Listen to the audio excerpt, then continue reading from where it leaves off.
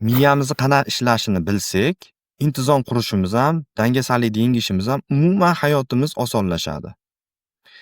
Bu nima degani? Bu degani, agar nimadir o'rganmoqchi bo'lgan taqdiringizda ham miyaga ko'proq o'sha haqida ma'lumot kiritsangiz, miyangiz ishlamagan qismlarini ishlashiga sababchi bo'lasiz.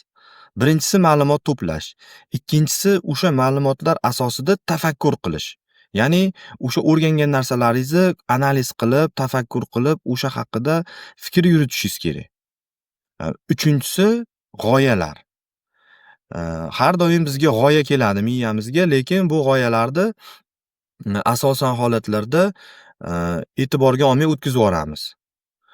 Buning uchun har kuni 10 minut ma'lumot to'plang, 10 minut tafakkur qiling va g'oyalaringizni muntazam yozib boring. G'oyani yozib borish sizga g'oya tug'ishga yordam beradi miyangizga. Tinimsiz g'oyalar yozib yursangiz, miyangizda ko'p g'oya shakllanishni boshlaydi. Bir kunda men 3 tadan g'oyani yozib yurishni o'zimga odat qilib olganman. Sizga ham tavsiya qilaman.